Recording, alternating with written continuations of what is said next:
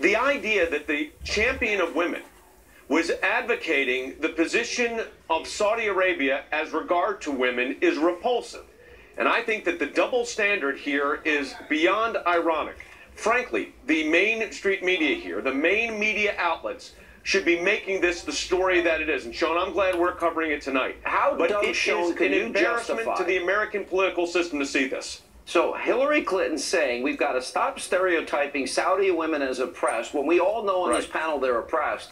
And she takes up to $25 million for the foundation, $10 million for the library. Did the Saudis buy her off? Did they buy her silence on women's rights?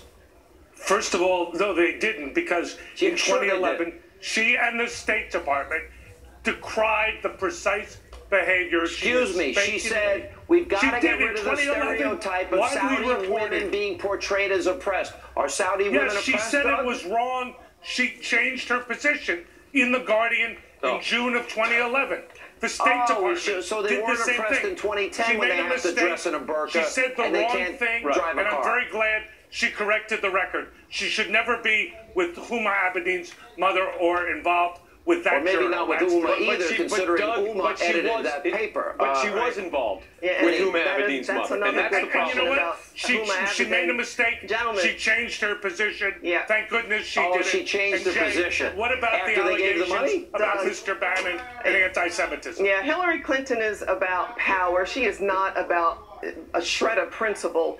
And look at who she was associated with. If this was Donald Trump, just like Jay Sekulow said, this would be headline news every day, all day. Yeah. Huma's mother believes, she promotes Sharia law.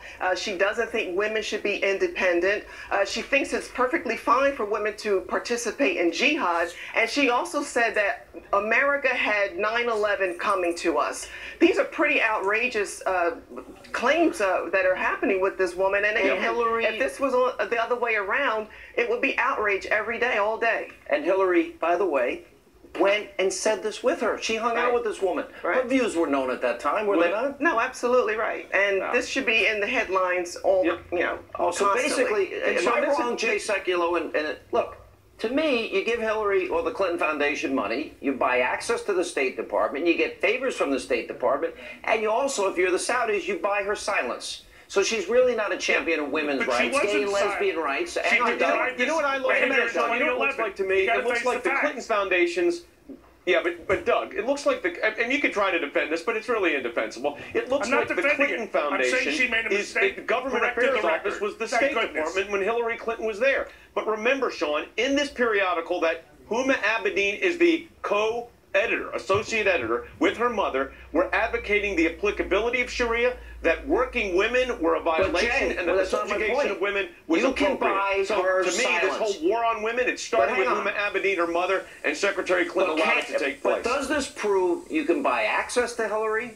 Does this prove you can get her to compromise every principle as it relates to being a champion for women, gays, lesbians who could be killed in Saudi Arabia, and Christians and Jews because you can't build a temple or a church? You can buy her silence, the mother, by the way, the mother specifically said that gay and lesbians could not be parents legally. I mean, this was in their periodical. Thank you all for being with us. I appreciate it. It's a geopolitical. Donald Trump continues to reach out to the black community and black voters as Hillary Clinton keeps playing the race card. We'll check in with Sheriff David Clark and Larry Elder. That's next. Plus, this holiday weekend, Trump will travel to Detroit. He will speak with a crowd of predominantly black Americans and reach out for their vote. We'll have reaction as Hannity continues tonight. The Obama second term in 2013, 275. Look, Mrs. Bill Clinton never saw this coming. The Democrats are scurrying because they know he struck a nerve. They've had to take out ads. They've had to go back. But the one thing they cannot do, they went right to the race card. They cannot defend the indefensible. These American ghettos are hellholes, and Donald Trump is the only one that wants to talk about this. Larry Elder, Donald Trump is making a huge effort, more than any other presidential candidate I can think of in recent memory, maybe besides Rand Paul, who ran in this cycle. that wants the black vote, saying, I want your vote. And he's going to Milwaukee, and he's going to go back to Detroit this weekend. Look at the numbers. Chicago alone, many of these homicides are black Americans. 3,579 since Obama's been president. The number of African Americans, black Americans on food stamps, up 58% under Obama. Number of black Americans in poverty has jumped more than 8% under Obama. You take it further, number of African Americans not in the labor force, up 20%. This is insanity. Number of the home ownership rate for black Americans down 4.6%. Household income, real dollars, down under Obama. What has he done for the black community? What has he done, or Hillary done, to deserve 93% of the black vote like Obama got in 2012? I would also say, however, that Ben Carson also made an effort to attract the black vote by making these kinds of arguments. Look, what Donald Trump is doing is calling into question the entire ethos of the Democratic Party, which is why they're pulling out the race card. God forbid that black people should rethink the welfare state that has incentivized black women to marry the government and allowed men to abandon their financial and moral responsibility. God forbid that blacks should rethink this government schools that they're assigned to without vouchers when parents have had vouchers. Parental satisfaction has gone up, graduation rates have gone up, test scores have improved. God forbid they ought to question minimum wage. At one time, believe it or not, a black teenager was more likely to have a job than a white teenager. And of course, this Black Lives Matter movement, which is founded upon a lie, which has caused cops to become more passive, and crime has gone up and victimized innocent black people. So Donald Trump is asking black people to rethink all of this, and when they wake up, and they will, there's going to be hell to pay at the ballot box, it's going to which be is why the race card has come out. Yeah, look, you look at those numbers, and they're overwhelmingly bad for the black community. The liberal, leftist, statist, socialist policies have not worked for the black community, and the murder rate is so high, but they only pay attention, in the case of Obama and Clinton, to high-profile race cases that they can use through the lens or the prism that advances a narrative that they want. Every election, Sheriff, though, Missouri, Democratic Party, 1998, elect Republicans, black churches will burn. James Byrd ad in 2000. Al Gore telling a predominantly black population in his speech that, oh, by the way, Republicans have the wrong agenda for black Americans and they don't even want to count you in the census. Now the Klan ad put out by the Clinton campaign and updated by Tim Kaine over the weekend as well. You know, it's the most despicable form of politics. Does it backfire or does it work?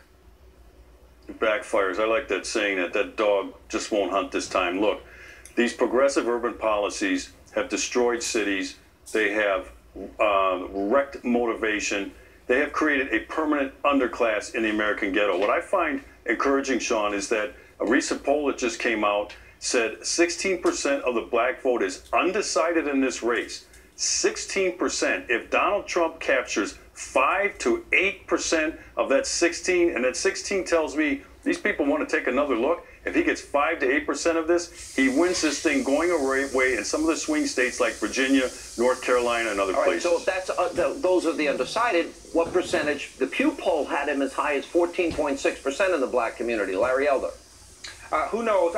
I'm predicting he can get as high as 20 or 25%, because out here in California there was a ballot initiative to get rid of race-based preferences, and about 30% of blacks voted for that. So I think that's a sweet spot. Also, Donald Trump has talked about the impact of illegal immigration, putting downward pressure on wages and downward pressure on jobs in the inner city. So these are the kinds of things that he can continue to talk about them. He can shave off a substantial percentage. And you don't think the race card works? Why do Democrats keep using it every election year if it doesn't work?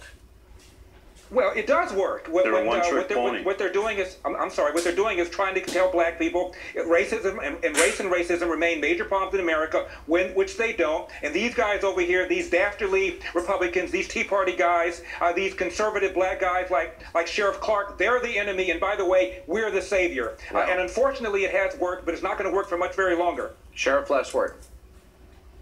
Look, this thing is wide open right now. There's a good chance that Donald Trump will make inroads. I'm not going to predict any seismic shift in the black voting habit just yet, but I'm very encouraged by what I'm seeing. You cannot defend life in the American ghetto.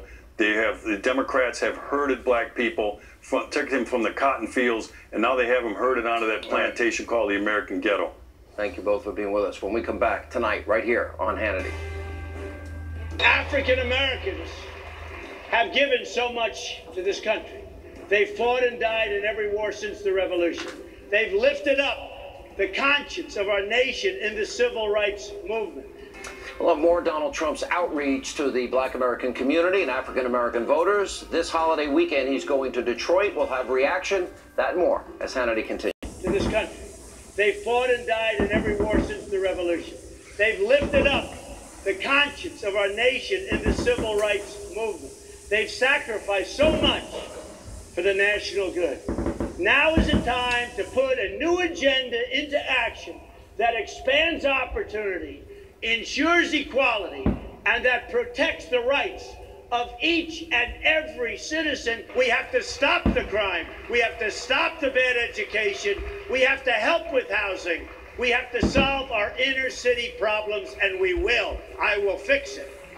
Donald Trump on Saturday reaching out to African-American voters in what could be a preview of next weekend's trip to Detroit, where Trump will address a predominantly black audience. Joining us now with analysis, the CEO of the Now Network and executive of Trump's Evangelical Advisory Board, Pastor Mark Burns, and the senior pastor of the New Spirit Revival Center, and the CEO of the National Diversity Coalition for Trump, Reverend Darrell Scott. Guys, good to see you. That's how they started off. I see that you've caused quite a bit of controversy, Pastor Burns. Like his daddy you had an image you tweeted out in blackface when she had changed her cadences. I ain't no ways tired, and she made that. Apartments. By the way, it's a common thing. I don't understand. Al Gore, Hillary Clinton, to get before predominantly black audiences in their whole and they knew what they're speaking doing. style they and say, cadence and pitch change.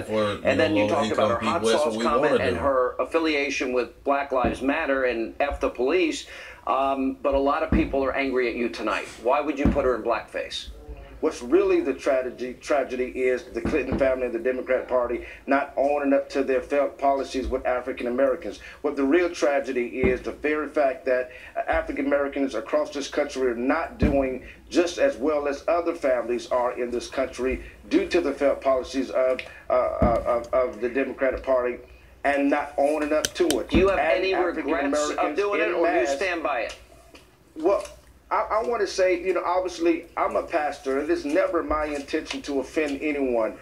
So naturally, it's because so many people are, offended by it. I don't want to do that. I don't want to offend anyone. My job is to bring peace and try to bring people together, not divide and so for that. Is the broader message, putting aside the controversy, is the broader message that, as we were discussing in the last segment, black Americans have not fared well under Obama's policies, under Hillary's policies? A 58% increase in black Americans on food stamps, 20% increase black Americans not participating in the labor force. Those numbers are dramatic.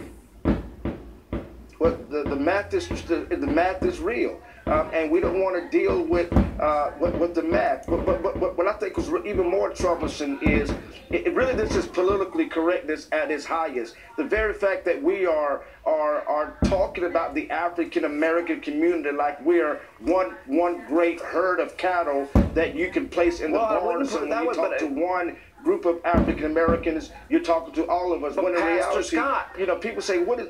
Let me go to Pastor. Because historically, demographically, in these presidential elections, 90%, sometimes more, of the black community votes Democratic. But the black community has not fared well under the last 8 years' policies of leftism, statism, liberalism, redistribution. Well, we've been traditionally voting Democrat, once again, out of what I just said, tradition. A number of blacks vote Democrat and don't even ask themselves why. They think, well, I'm a Democrat. And why? Because I'm a Democrat. And they haven't questioned it, but they don't see what the result of the Democratic Party's policies towards black America are. And the Democratic Party takes black Americans for granted. The Democratic Party takes the black vote for granted. But do you think the use of the race card, which Hillary and Kaine are now doing, do you think it's effective? And if they didn't think it was effective, they wouldn't be doing it every 2 to 4 years, would they? Well, no, they wouldn't. And they think it's effective because it keeps blacks on the plantation. I call the Democratic Party the plantation. Yes. They keep the blacks on the plantation. You got to realize they're trying to act as if Trump is just now beginning to engage the black community. We engaged with Mr. Trump over a year ago. And last October 2015, over 50 of us met with him in Atlanta. Last December, over 100 pastors met with Donald Trump, and the Democratic Party fueled the outrage. They didn't even know what we were sitting down to talk about. But the Democratic Party fueled the outrage of, you shouldn't talk to him. You should not have any dialogue with him. Now he's going to appear on the Impact Network, which is the largest African-American-owned black gospel network in America. He's going to appear on that network, and they're going to have a question and answer with him, and the black community is beginning to get into an uproar again, and the Democrats are behind it. And do you think Trump can get 20% of the black vote? He should get 100% of the black vote. Okay. All right, guys, thank you. When we come back, we need your help. Our question of the day is straight ahead.